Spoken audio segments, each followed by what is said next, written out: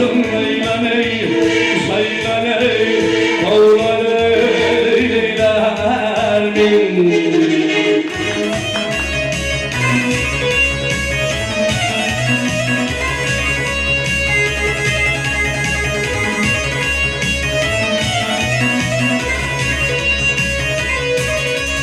Adım dediğin sonuyla